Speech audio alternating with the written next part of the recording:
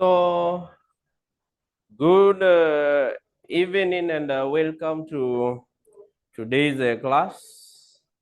We proceed from our previous class. From our previous class, we introduce ourselves on the topic Introduction to Finance. I'm talking for those that are doing all these units and IFI, Intro to Finance and Investment. So as I've been able to say, we had started on the topic what we call the introduction to finance. That was the topic, introduction to finance, where we said when we talk of finance is one of the branches of economics that deals with generation and allocation of scarce resources among the competing needs of an entity. We talked about the functions of a finance manager, goals of a firm, and now today we start with this concept we call the agency theory. The agency theory or concept. The agency theory or concept.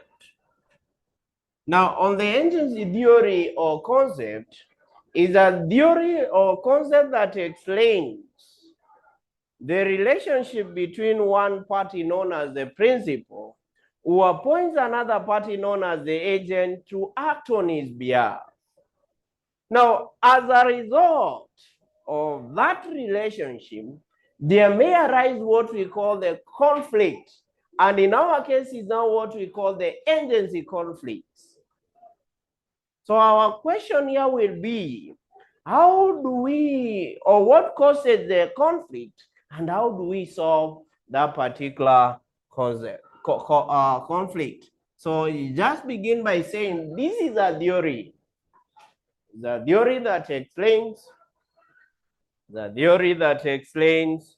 the relationship between one party known as the principal, the concept that explains the relationship between one party known as the principal, the relationship between one party known as the principal, who appoints another party known as the agent, who appoints another party known as the agent, who appoints another party known as the agent to act on his behalf, to act on his behalf. Now, let's talk about the types of agency relationships. Types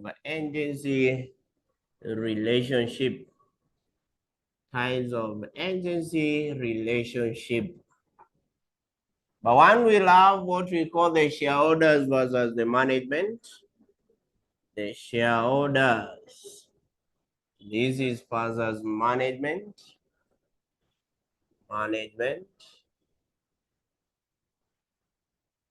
Number two, we'll also be having what we call the creditors versus the shareholders.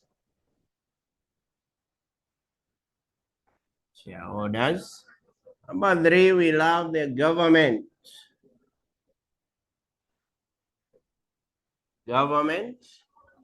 This is versus the shareholders.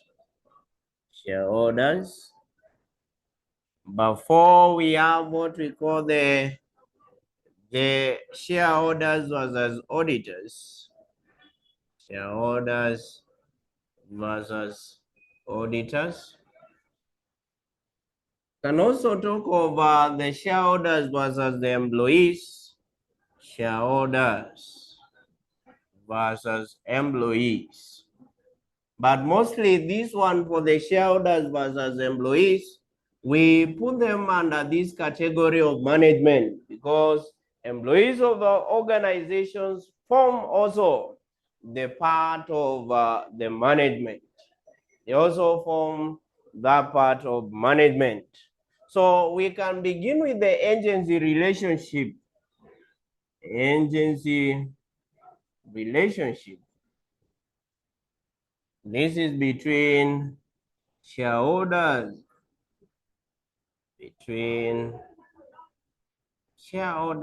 and management. Shareholders and management. Now, this is one of the commonly tested part or area of the agency theory, where they may ask you what may cause the conflicts between the shareholders and management, and what are the solutions to that. There was a question in the financial management, I can recall, it was in December 2023, question number 1A, where they wanted you to talk about the type of the agency relationship.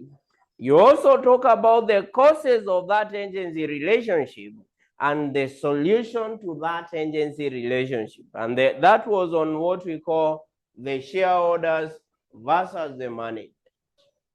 We together. So now, whenever there is what we call the separation of control from ownership, when I talk of control, we are talking about the management. Ownership, we are talking about the shareholders. Always, there may arise what we call the conflict of interest.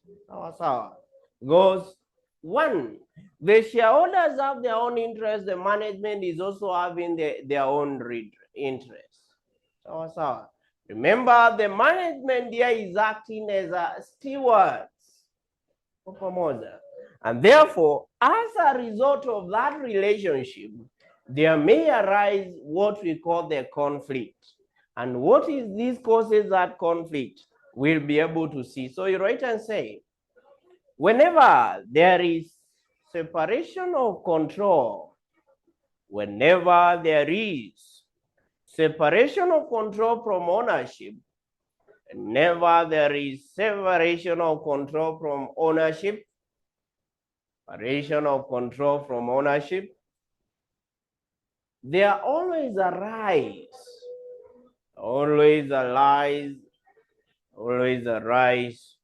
the conflict of interest. The conflict of interest. That is the agency conflicts. Agency conflicts.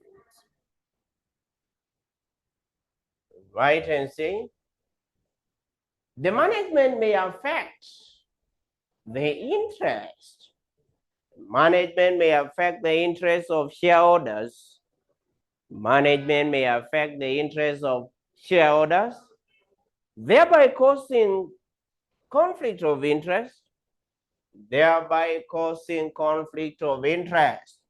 through the following ways. Now we want to see what causes the agency conflict between now the two. Number one is on what we call the incentive problems. When we talk of incentive, we are talking about the salary.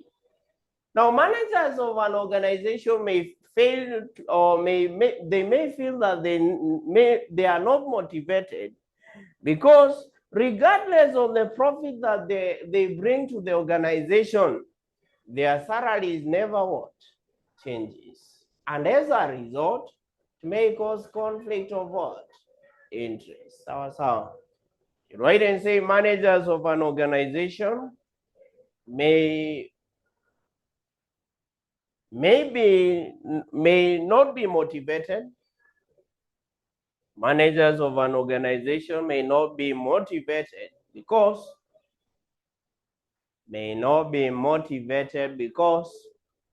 irrespective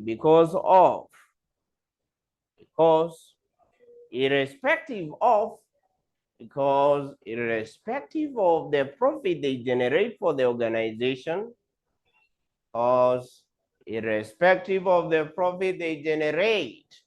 for the organization, their profit never changes. Their salaries, because irrespective of the profit they generate, their salaries never changes. Because irrespective of the profit they generate, their salaries never changes, and causing the conflict. And causing the conflict. Causing the conflict. That is number one. Number two is on what we call the evaluation horizon. Evaluation horizon. Horizon. Evaluation horizon. Now, managers of an organization here, they want to invest on what we call the short-term projects because they want to earn their credit in the short run. We together.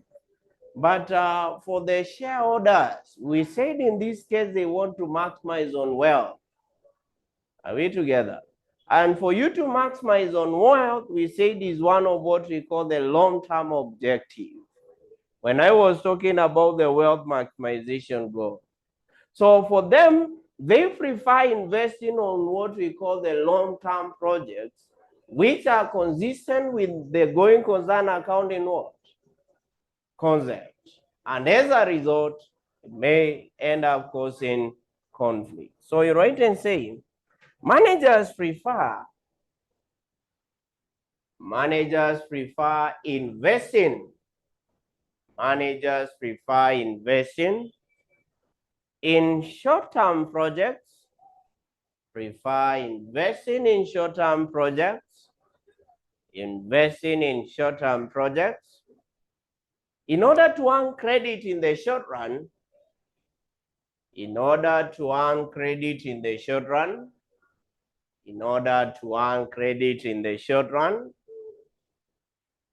while the shareholders prefer investing in long-term projects,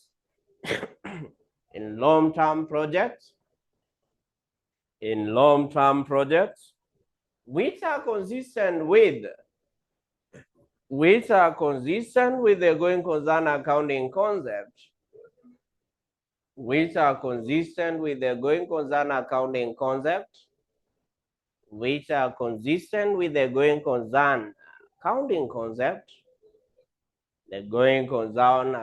concept,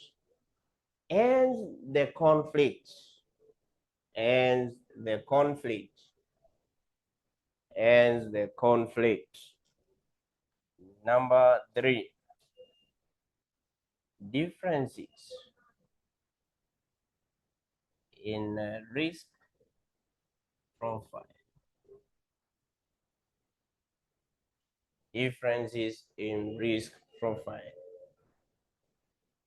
Now, this is what remains. For the managers, they are risk averse. Also, in most of the cases, they don't want to take risk. They want to invest on what we call the low risk, low return investment. Shareholders are risk takers. They want to invest on what? Higher risk, higher return investment. And as a result, may end up causing the conflict. So you write and say, managers prefer investing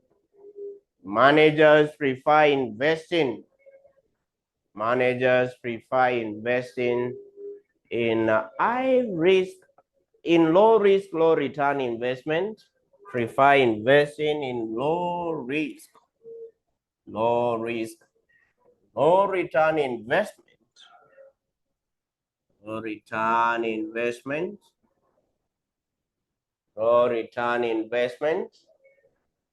while the shareholders prefer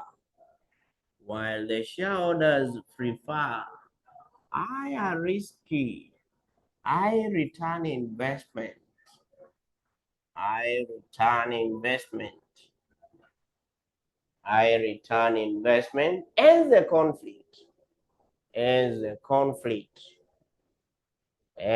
the conflict. So that is also another one. Number 4 is also what we call the creative accounting. Creative accounting. Creative accounting. When we talk of creative accounting, is generally where the management of an organization may manipulate the accounting records to reflect a better what? Performance. Sawa. And hence it may end up, they may end up misleading the investors or generally the shareholders of that given organization. Sawa. And as a result, it may give what? Rise to conflict. So you write and say this involves the manipulation of accounting records by the management,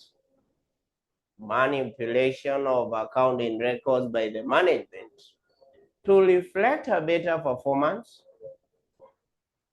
manipulation of accounting records by the management, to reflect a better performance,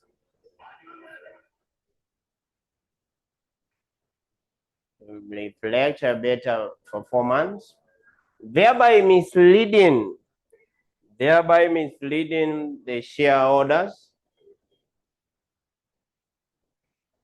thereby misleading the shareholders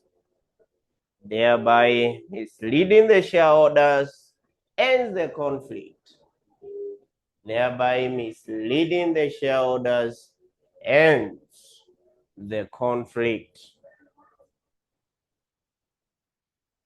That is number 5. Number 4. Number 5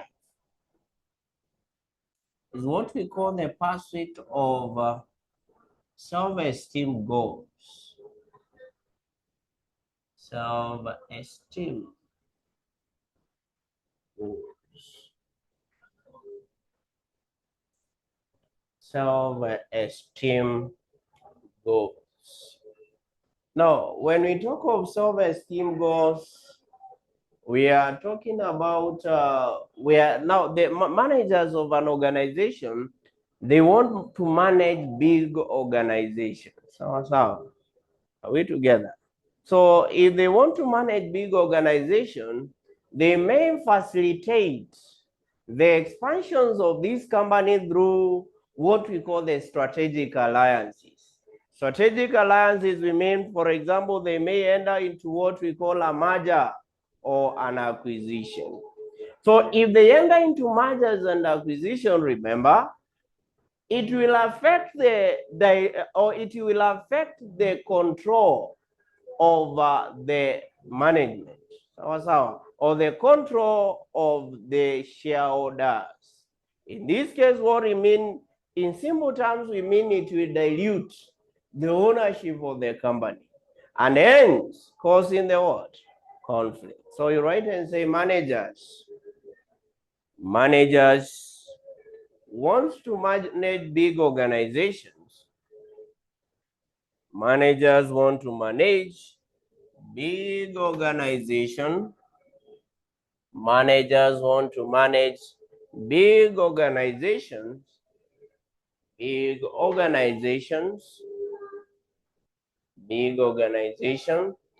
which they facilitate through mergers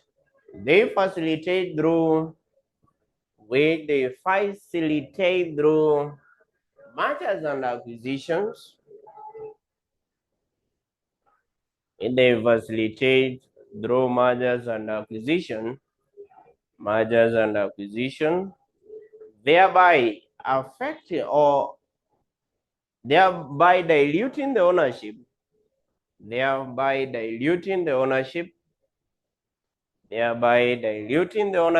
of the company,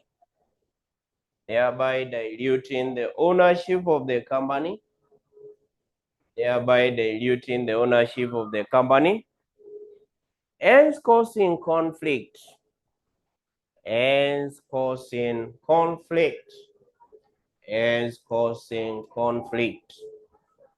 So that is on what we call the pursuit of self-esteem goals on that particular part. So then, what are the solutions to these agency problems that we've been able to talk about? Solution to the agency conflicts. This is the agency conflicts between who? The shareholders versus management. How can we solve this? One is a threat of firing. Threat of firing. Now, here is whereby you may threaten to fire the what? The shareholders. You can threaten to fire them, especially in such situations like on creative accounting, on pursuit of self-esteem goals. You can threaten to fire them. Number two is the threat of hostile takeover. Hostile takeover. When you talk of hostile takeover, this is whereby the shareholders, they may threaten to sell the organization or to give the company to their competitors.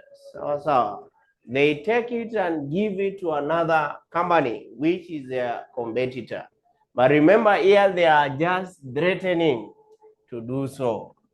Now, number three is compensation based on performance. Compensation based on performance. Compensation based on performance. What do you mean in this case? You pay the managers depending on how they are doing what? Performing. So you compensate each and everyone depending on their performance. Number four is incurring what we call agency cost. Incurring what we call the agency cost. Now, what do you mean when we talk about agency cost? You write and say, agency cost is the cost incurred to, as a result. Agency cost is the cost incurred. Agency cost is a cost incurred as a result of agency. Cost incurred as a result of agency, the result of agency relationship. As a result of agency relationship. Say there are expenses that arise when the interest of principal. There are expenses that arise when the interest of principal and the agents, when the interest of principals and agents conflict. When the interest of principals and agents conflicts. You write down there are three types of agency cost. There are three types of agency cost. There are three types of agency cost. Number one is what we call the monitoring cost. Monitoring cost. Monitoring cost. Right, and say this is a cost incurred. This is a cost incurred to prevent undesirable behavior. The cost incurred to prevent undesirable behavior. E.g., it's just like audit fee. Audit fees, where now the financial statements of the company may be audited. So, VAT inspection fee, ATC. VAT inspection fee, ATC. That is what we call the monitoring cost. The second type of agency cost is the bonding cost. Bonding cost. Bonding cost, you write and say, this is the cost of aligning the interest of agents, cost of aligning the interest of agents,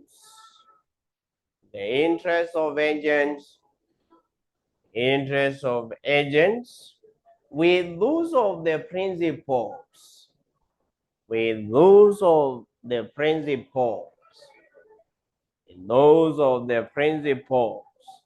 e.g., you can talk of the cost of incentive schemes. The cost of incentive schemes. Can also talk of the compensation plans, and performance-based contracts,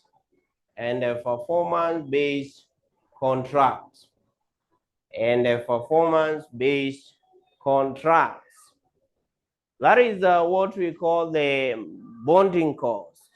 The last one is what we call the residual loss cost. The residual loss cost. Say these are costs of conflict of interest. Is a cost of conflict of interest.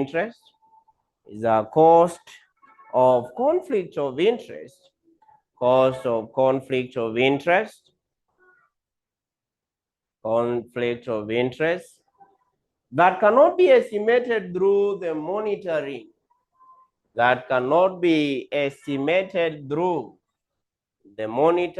And bonding.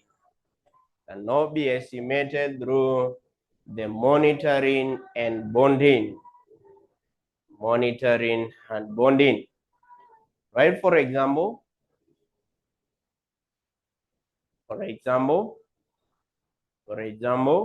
the cost of the principals bearing the cost to prevent. The cost of the principals bearing the cost to prevent. Bearing the cost to prevent.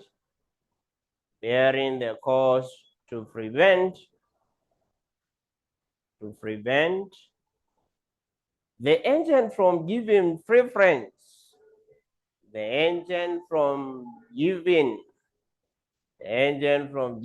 Preference to their own interest over the company. From giving preference to their own interest over the company.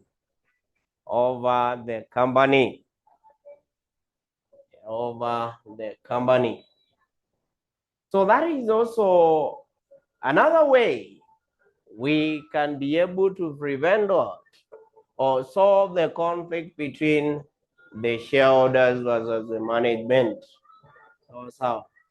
Number 4, solution number 5 is a direct intervention by the shareholders. Direct intervention by the shareholders. When you talk of the direct intervention by the shareholders, this is whereby now the shareholders of the organization will intervene and show how their work, how they want their work to be done. So that is on that part of the agency relationship between the shareholders versus the management. We can also talk of the agency relationship between creditors and shareholders.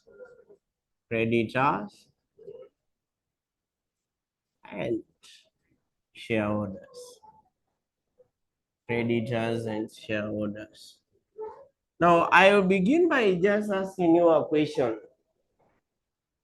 Who is the principal and who is the agent? Between the creditors and shareholders, who appoints the other to act on his behalf? Yes? between the principal and shareholders. Who is the between the creditors and shareholders? Who is the principal and who is the agent?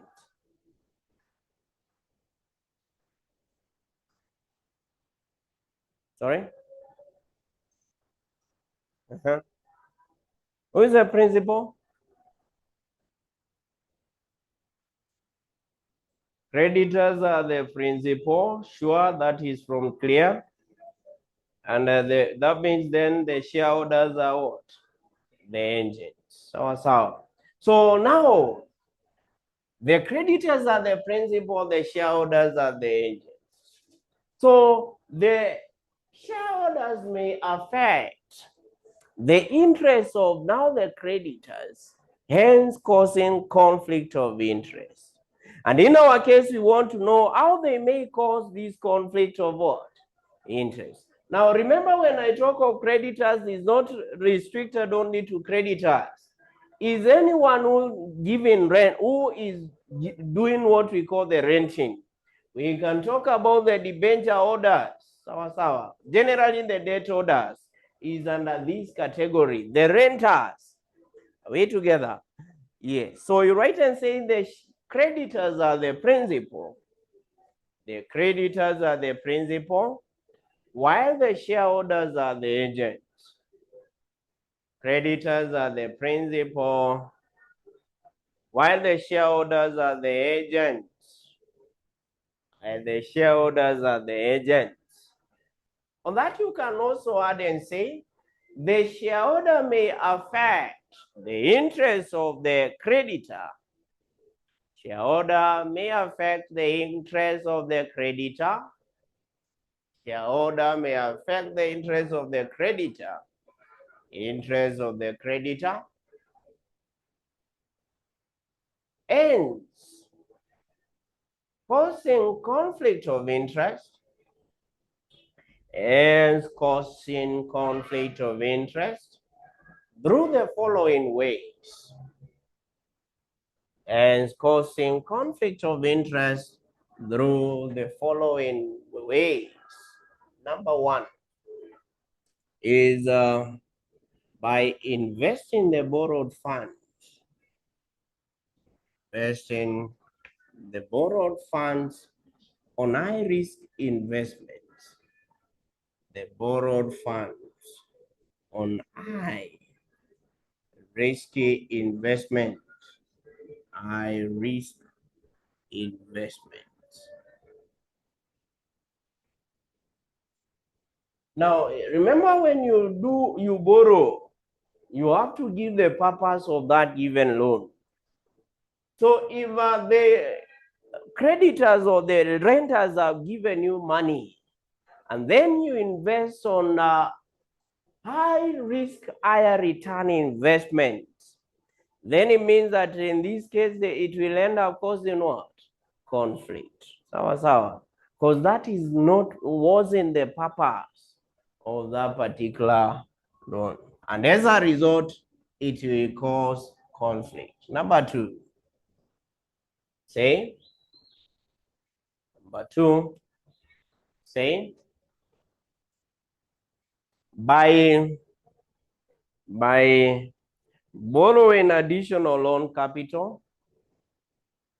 by borrowing additional loan capital, which may take priority in repayment,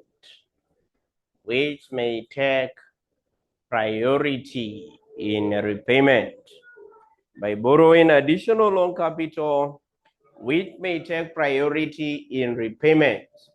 Now, different lenders have different credit policies. May find that there is that that lending institute or financial institution that their credit policies are too strict, and therefore the shareholders may borrow further to such institutions. And here it may mean that probably the current law may be having more may be having more restrictive covenants in a way that you can now be able to be paying more or faster than the other ones. And as a result, it may end up causing conflict. Number three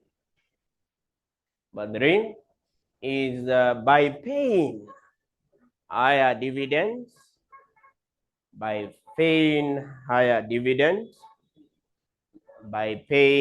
higher dividends, leaving nothing for payments of loans, by paying higher dividends, leaving nothing for payments of loans.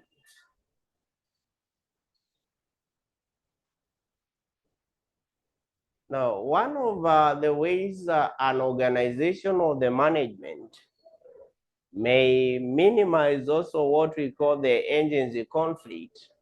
In our dividend policy decision is a theory we call the agency theory, is by paying the shareholders higher dividends. So, most of the cases we can also talk of it as a solution if you want to minimize the conflict. So, you pay them higher dividends. But now, if you pay higher dividends, remember, we pay dividends out of the profit that they make. And this is also what we use to pay for the loans. So if you pay higher dividend to the shareholders, it means you will leave nothing that you'll use to pay for the what?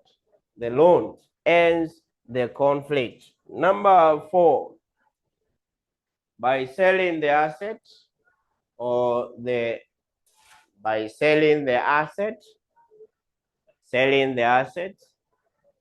that was used as a collateral,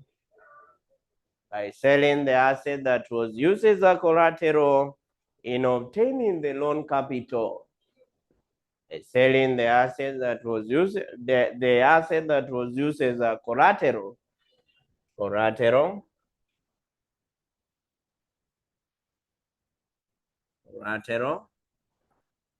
in obtaining the loan capital,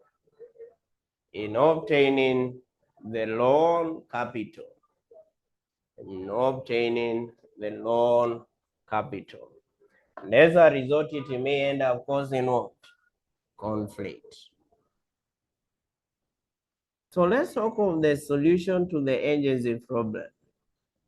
Solutions to the agency problems. How can we solve these problems? How do we solve them? Number one, you can say by setting restrictive covenants.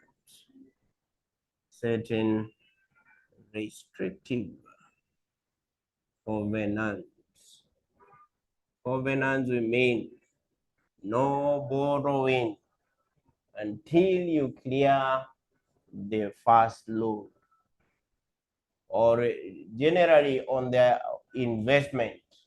You may direct on what investment it is supposed to be done. Number two, by demanding for the asset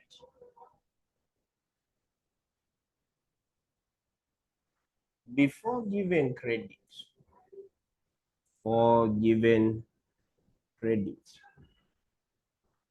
Demanding for the asset before giving credit. Number three is also by appointing a representative, having a representative in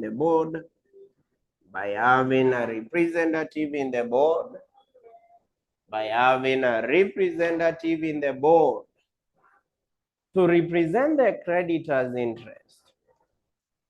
By having a representative in the board to represent the creditor's interest.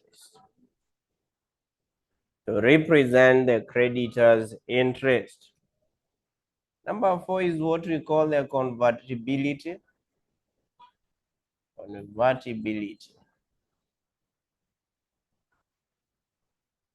Write and say this involves converting the borrowed amount. This involves converting borrowed amounts into ordinary shares. Converting the borrowed amount into ordinary shares. Converting the borrowed amount into ordinary shares. Number 5, you can also talk of the collaborability. Collaborability.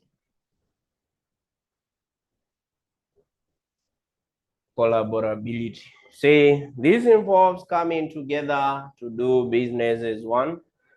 It involves coming together, do business as one.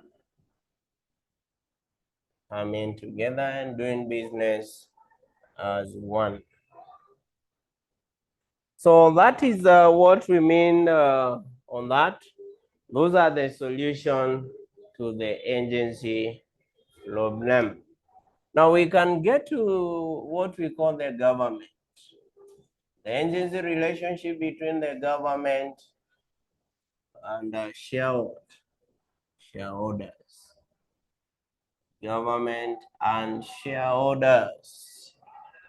The agency relationship between the government and shareholders. About the government and shareholder, who is the principal and who is the agent?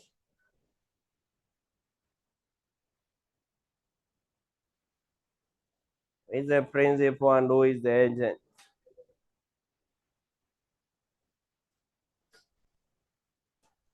Between the government and shareholders. Who is the principal and who is the agent?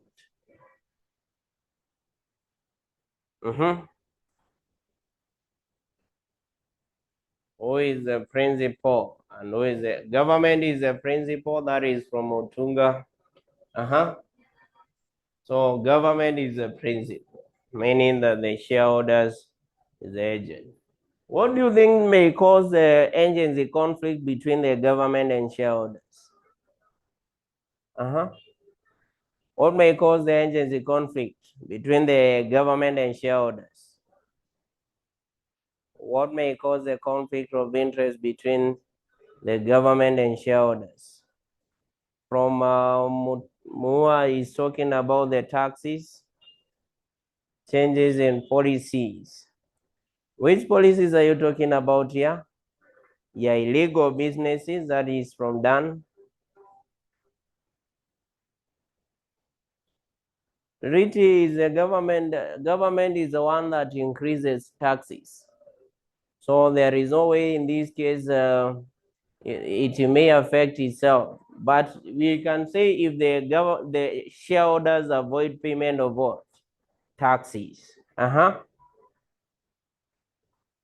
Yeah, failure to comply with laws and regulations. That is generally on what we call the, probably you may be dealing with illegal businesses. What else?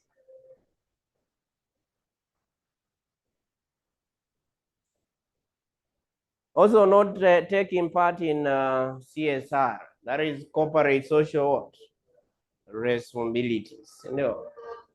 Corporate social responsibilities, we are talking about the welfare to employees, the welfare to the community, etc. So, we together? Yes. So you can write and say, the government is the principal. Government is the principal, while the shareholders are the agents. Government is the principal and shareholders are the agents. Right, and say the shareholders may affect the interests of the government. The shareholders may affect the interests of the government. The interests of the government. The interests of the government. Hence causing conflict of interest through the following ways.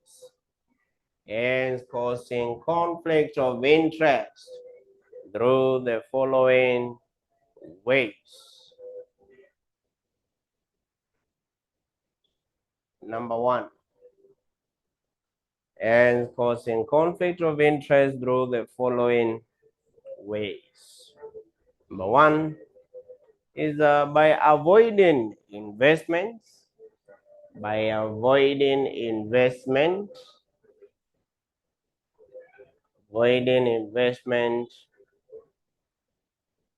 in business areas considered to be risky, in avoiding investment in business areas considered to be risky, in business areas considered to be what? Risky. How can that be a conflict? Now, in this case, if the government want to stabilize the economy, there are investments that have to be done on particular businesses. So, now, if people are running away from such investment, then economy may end up not being stable. So, and as a result of that, if you fail to invest on those areas, then it may end up causing what? The conflict. Number two, avoiding payment of taxes. Avoiding payment of taxes. But tax avoidance, okay, let's just say evading. If you talk about avoidance, this one may, there is in taxation, there is what we call the tax avoidance, and there is what we call the tax evasion. Now, tax avoidance is legal. That's how. This is legal. Tax evasion is what is what? Legal. Now, for you to achieve what we call the tax avoidance, I mean you are avoiding payment of taxes. Which in this case you can achieve through what we call the tax planning. For those that are doing the CPA, there is a unit in advanced level we call the advanced taxation. Where on advanced taxation, we'll be able to know what we call the individual tax planning, and there is also what we call the corporate tax planning. Now, when I talk of tax avoidance, there are those ways you as an individual, you can do in order to be able to reduce your taxes. So the main aim of tax avoidance, you want to reduce the what? The amount of tax that you're going to pay. Are we together?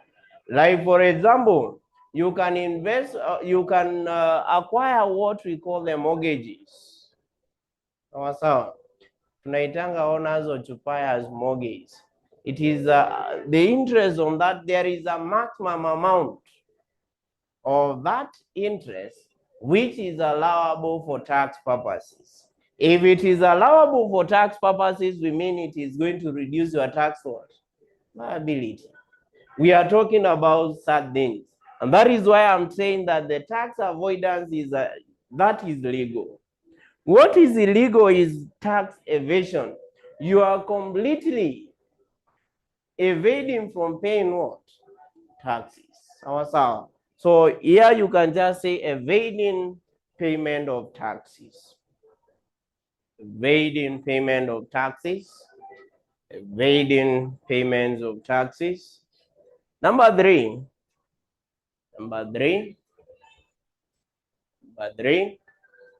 dealing with illegal business activities. Dealing with illegal business activities. Dealing with illegal business activities. The other one. The other one. Other one is not taking part in corporate social responsibilities. Not taking part in corporate social responsibilities. Not taking part in corporate social responsibilities. So if you are not participating in this, what we call the welfare to employees, welfare to the community, you are not giving back to the community. You are not employing part of the members of that particular community. You are also not participating in community development programs. It may end up giving rise to what? Conflicts. So what are the solutions? Let's talk of the solution to the agency conflicts. Solution to the agency conflicts. How can we solve these conflicts? Number one is that the government should provide incentives or should offer incentives. Government should offer incentives. Government should offer incentive to investors. In order to invest in areas considered to be risky. In order to invest in business areas considered to be risky. In order to invest in business areas considered to be risky. In order to invest in business areas considered to be risky. In order to invest in business areas considered to be what? Risky.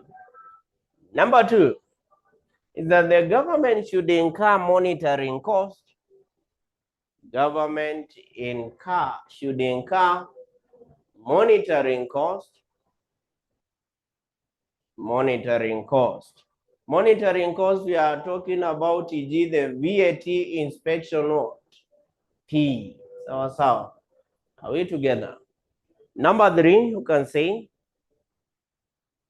the government should put in place legal frameworks. Government should put in place legal framework to regulate business activities.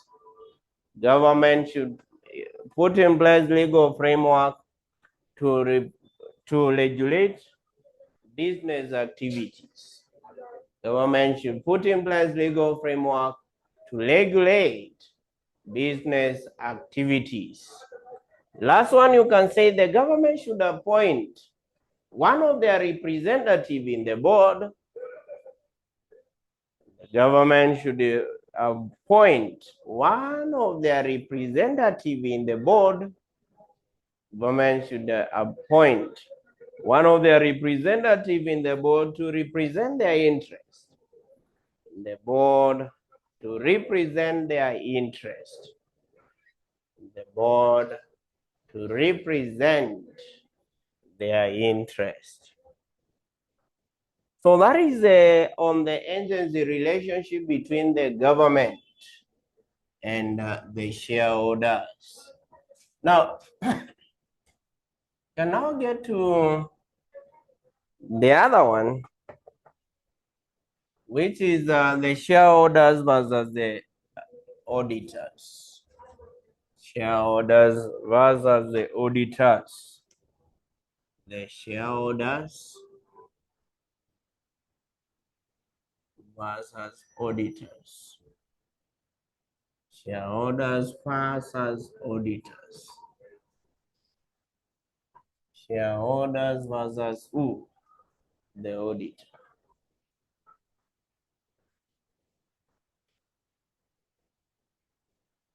So, now who avoids auditors? Is it the management or is it the shareholders? Auditors are appointed by who? Those that are doing auditing. Who appoints an auditor? Is it the management or is it the shareholders?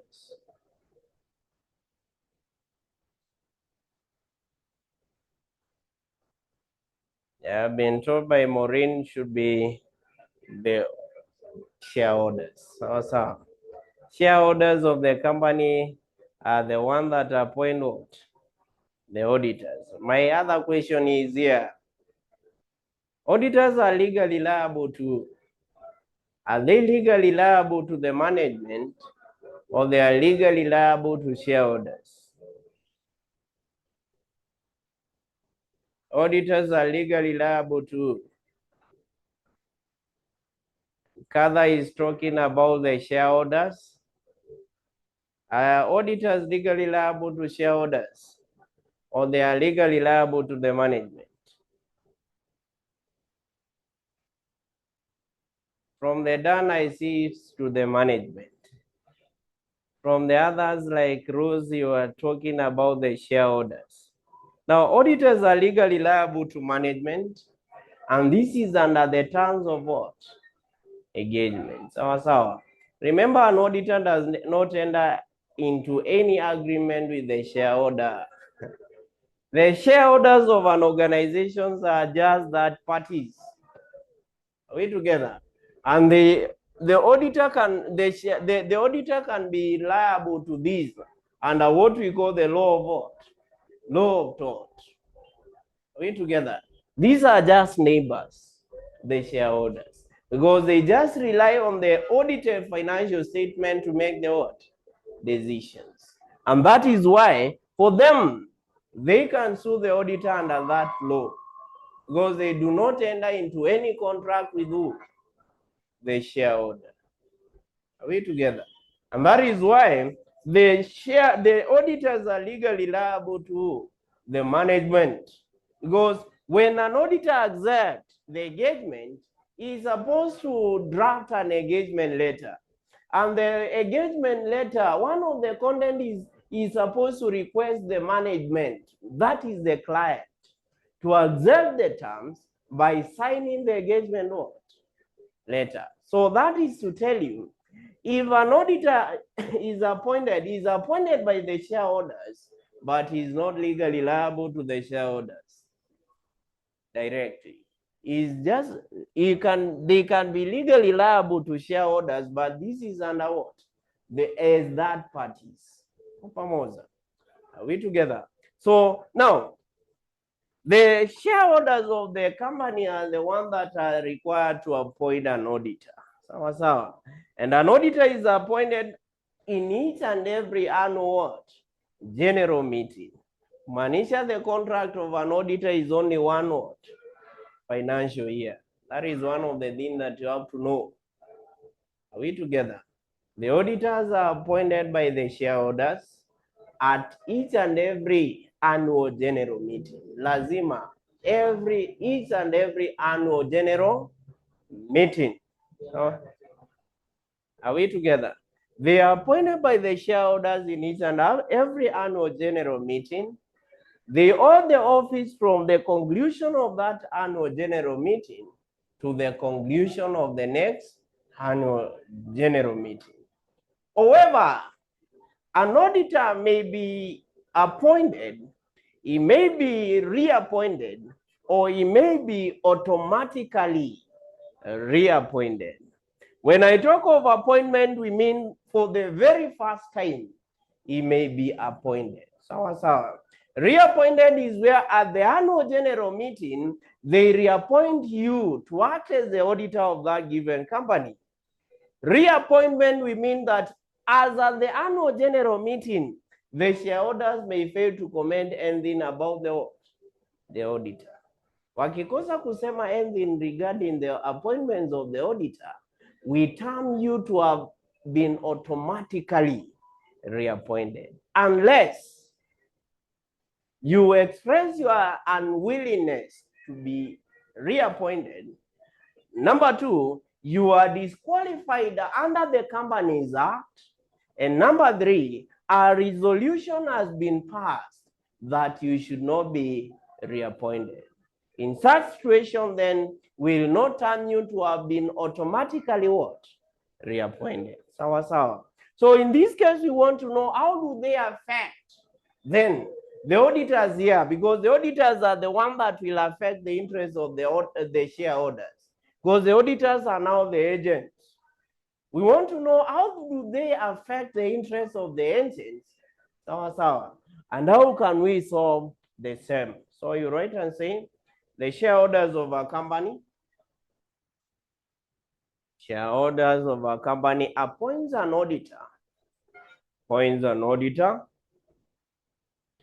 appoints an auditor in each and every annual general meeting.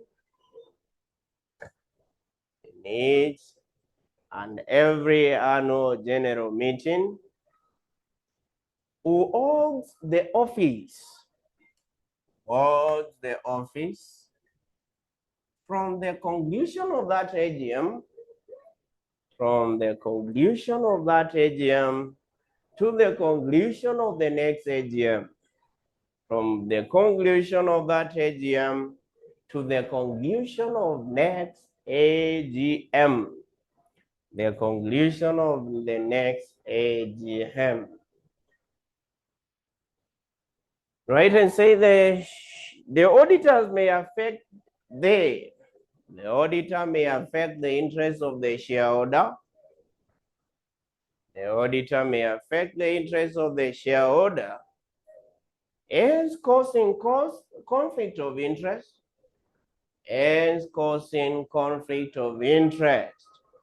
through the following ways. Hence causing conflict of interest through the following ways. Number one, by colluding with the management, by colluding with the management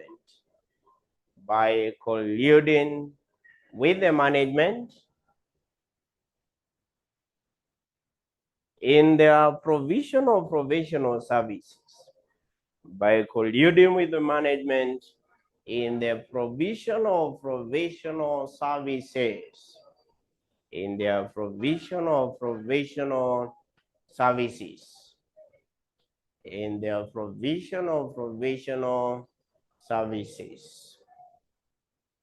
Number two, okay, by issuing misleading reports to the shareholders and general public, by provision of professional, in their provision of professional services. I've said in their provision of professional services. Number one, I've said it is whereby the management colludes with the where they conclude with the management in provision of professional services. Number two, I've said by issuing misleading reports. By issuing misleading reports to the shareholders and general public. By issuing misleading reports to the shareholders and general public. By issuing misleading reports to the shareholders and general public. Number three, by demanding higher audit fee. By demanding higher audit fee. By demanding higher audit fee, which reduces. By demanding higher audit fee, which reduces the profits of the company. By demanding higher audit fee, by demanding higher audit fee, which reduces the profits of the company. It reduces the profits of the company. Number four, you can say failure to apply professional competence and due care. Failure to apply professional competence and due care. Professional competence and due care in the provision of services. Provision of services. Provision of services. Failure to apply professional competence and due care in provision of professional services. Now, what do we mean here? When I talk of professional competence and due care, is where they fail to exercise their knowledge and what? Skills. In their provision of professional services. And under that situation, this is where it said the shareholders now they can sue them under that law of what? Law of tort. Remember, From the law of tort, we do say everyone owes his neighbor a duty of what? Care. Sindio? When I talk of a neighbor, who is a neighbor? A neighbor is anyone who may be affected by your omission or commission of an act. So in this case, the shareholders has to rely on the financial statement. So it may be affected out of the decision that you make using the financial statement, then they can sue the what? The auditors under that law of what? Law of tort. Remember, for the management, they can sue or the auditor under what we call the what? The management now. The management will sue them under the law of contract. So, remember I said when an auditor accepts an appointment, he will enter into a contractual relationship with the client. Are we together? Yes. Now, solution to the agency problem in the provision of professional services. That is what I said. Now, the solutions to the agency problems. Number one is taking legal action. Taking legal action. Number two,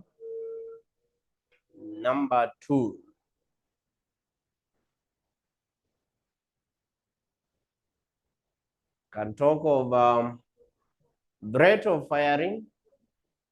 Threat of firing. So firing, generally in auditing, we say you can remove the auditor from the, you remove the auditor from the office. So number three, professional bodies, they take actions.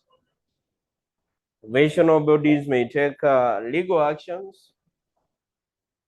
Professional bodies may take legal actions against auditors, who compromise their professional services. Professional bodies may take legal actions against auditors who may fail to or who may compromise their professional services.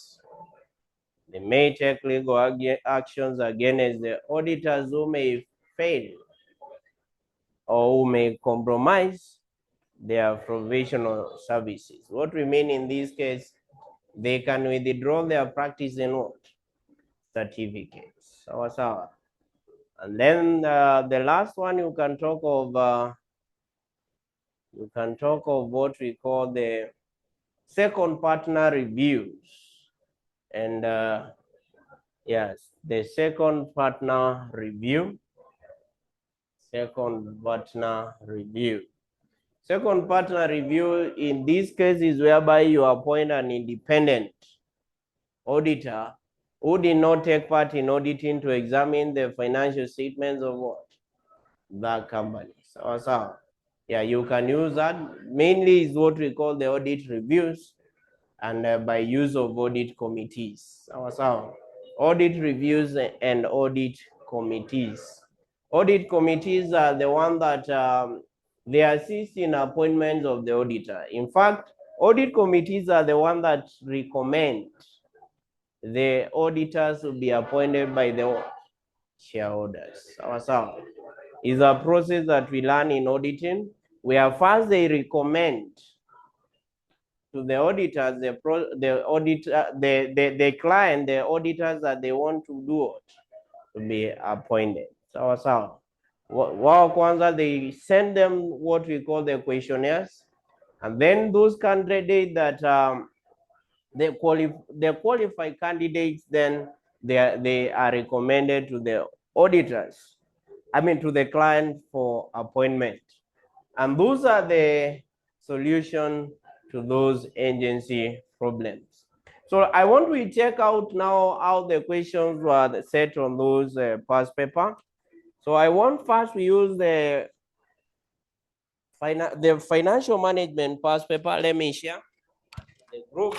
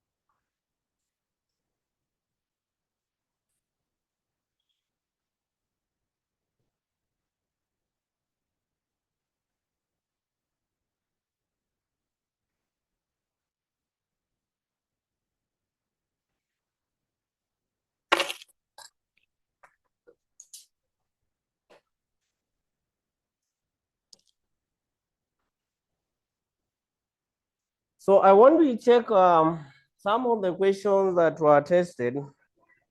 I want we begin with the financial management paper. I think for the financial management paper is the one that I want to use.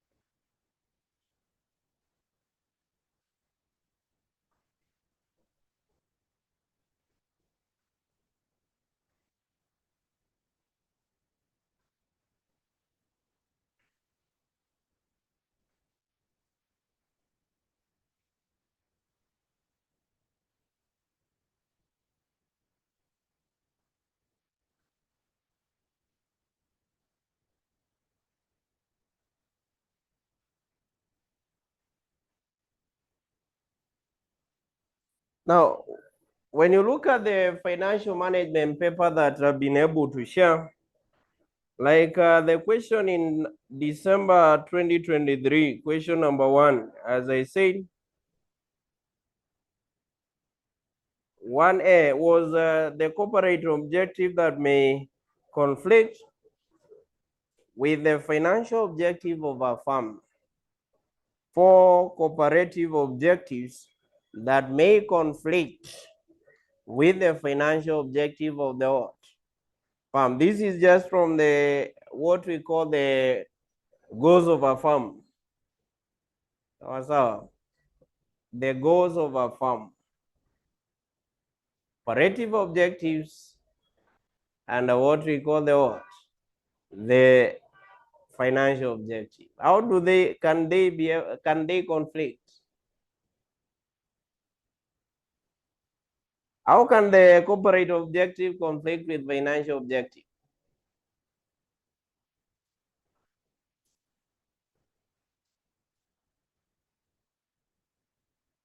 Cooperative objective, we are talking about the wealth maximization. Most of the corporation, that is just the limited company. They want to maximize on what? They want to maximize on wealth. Financial objective, they want to maximize on what? Lemo is talking about priorities. Which priorities? How can they make cooperative objective may conflict with financial objective?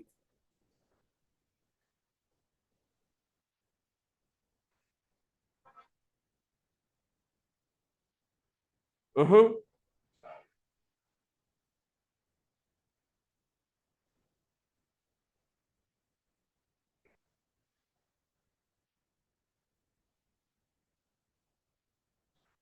Now, most of the cooperative objectives are long term. Financial objectives are generally short term. Sawa sawa. Are you together?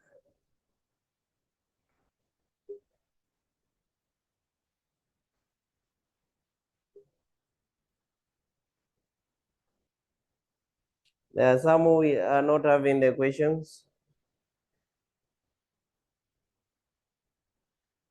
If you don't have the question, you can just WhatsApp me. Yeah, that is my number. If probably you're not having the question, you can WhatsApp me that number.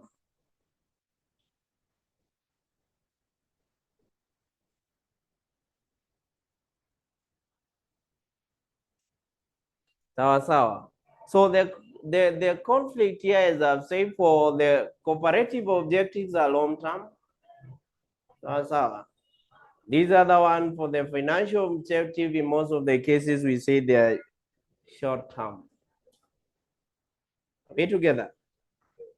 Another one that may also conflict is that for cooperative objectives, they are mostly they are applicable in the modern corporate setup of joint ownership.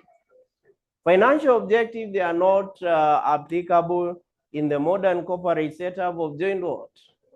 Ownership. I said is not one. Here we are generally talking about the differences between the wealth maximization goal and what we call the profit maximization goal. That is just on that question. You are talking about those two differences. Those two differences. Now, the other question that I also want to take is from the question of April 2023, FM paper, April 2023. This is question number 1A. Question 1A. April 2023, question 1A. The management of a limited company is appointed to promote and protect shareholders' interest in a performance of their functions. You are given that the aim is to maximize shareholders' value, and the management, however, would have the interest that might be in conflict with the shareholders' interest. In reference of the above statement, you are to identify the type of conflict in the modern financial management of a firm. So what type of conflict is that? And then you are also required to talk about the factors that may contribute to that conflict, and also the strategies that you can use to manage or mitigate the conflict. What is the type of conflict that we are talking about there? It is the shareholders versus who? The management conflict. And we've been able to talk about the same. We've been able to talk about that one.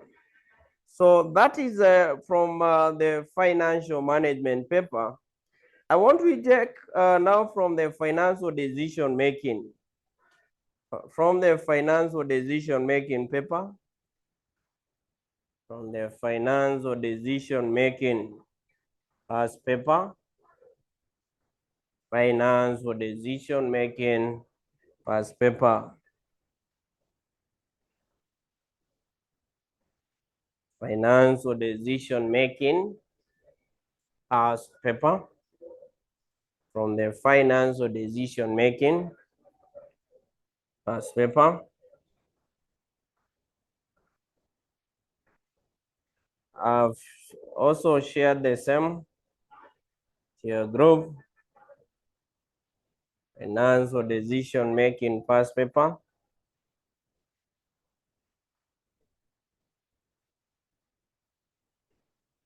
Financial decision making past paper. Now, from the finance or decision making first paper,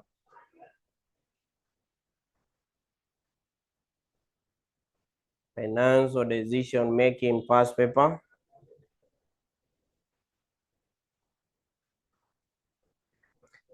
we begin. I'm hoping that everyone is having the question. From finance or decision making, that is the FDM paper.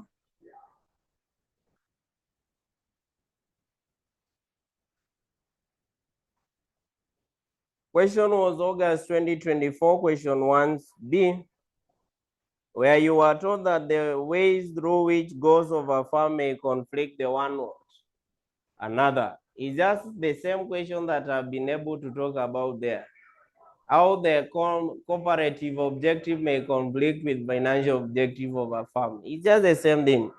It's only on the difference between the wealth maximization goal and the profit maximization goal. So on August 2024, and that is to tell you that the questions, don't expect them to be that direct. Don't expect the question to be so direct.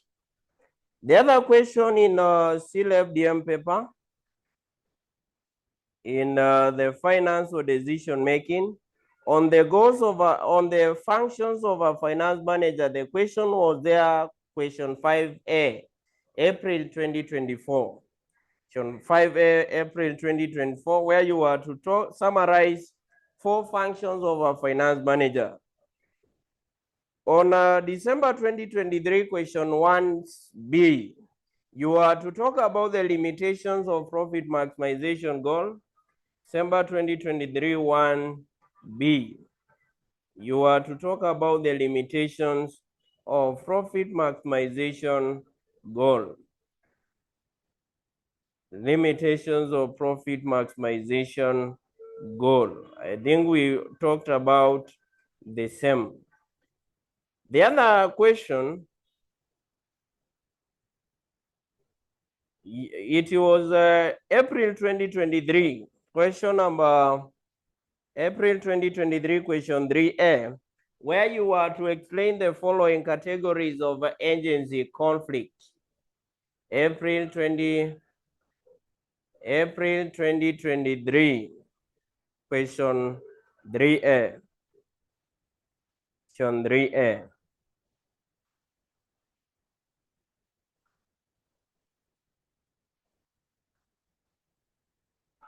The one was December 2022, question number 2B, where you are to talk about the arguments in favor of wealth maximization objective.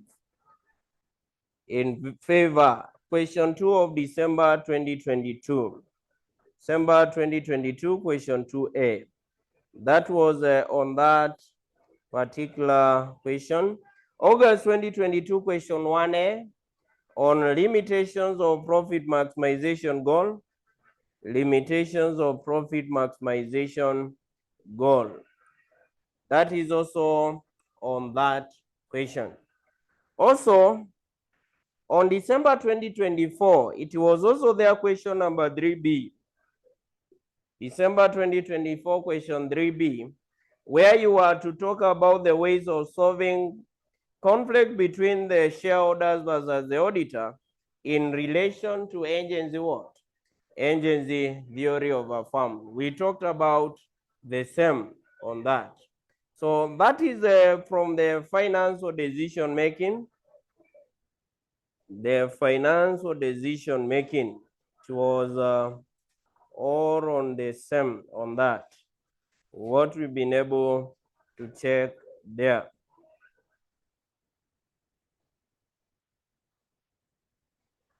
The other one is from the fundamentals of finance.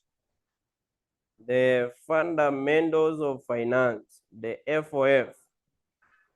From the fundamentals of finance.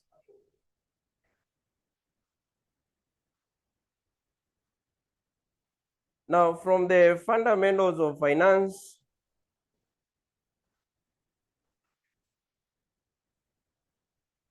from the fundamentals of finance, from the fundamentals of finance,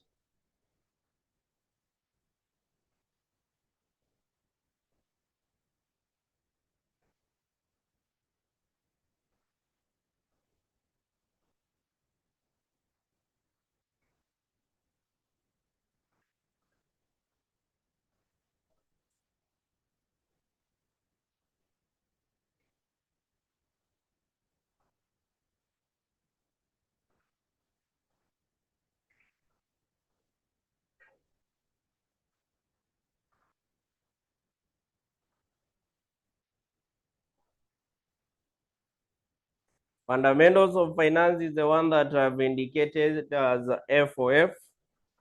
And all those past papers will be using them. I said most of the questions you find have been repeated on same papers that we have been able to share. You'll also be seeing the same as we do some of those particular questions. Those particular questions.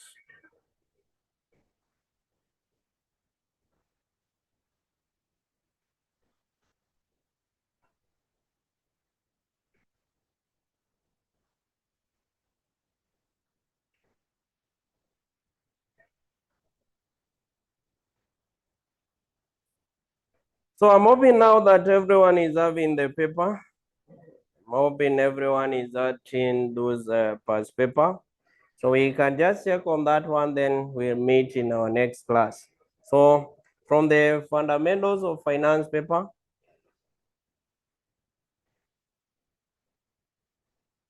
the fundamentals of finance paper.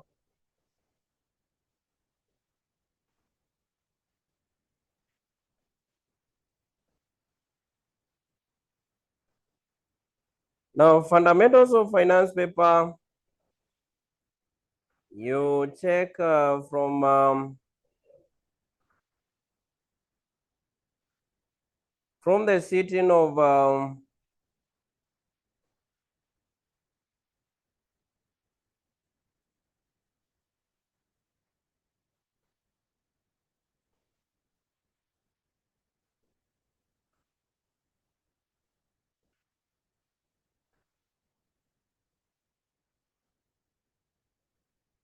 December 2022 question 1B. December 2022 1B was you explained green and financial goals of a firm. Green and financial goals of a firm. The same paper, December 2022 question number 3A. 3A, you are to talk about the four functions of a finance manager. The functions of a finance manager. On August 2022, question number 2A, August 2022, question 2A, you are to talk over 3 causes of conflict between the shareholders and the government.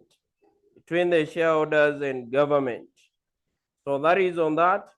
And also again, on April 2022, you are to talk about the 1B, April 2022, question 1B. You are to talk about the potential causes of conflict between the shareholders and management. Potential conflict of interest between the shareholders and management. Also on December 2021, question number 2A, December 2021, question 2A, you explain the 4 remedial measures to agency conflict between the shareholders and debenture holders. I say debenture holders, we talk of them as same as the creditors. Talk of them the same way as those of creditors. August 2021, question number 1A, the difference between the agency cost and agency conflict. Difference between the agency cost and the agency conflict. And then the last one is on November 20.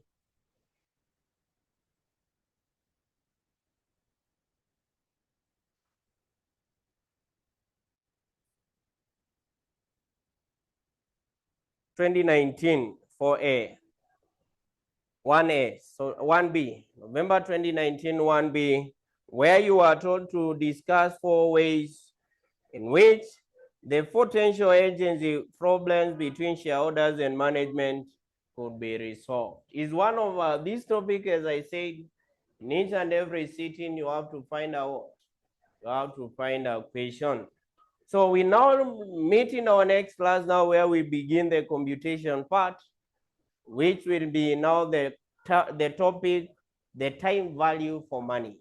That is the topic that we do in our next class. So we continue from there in our next class.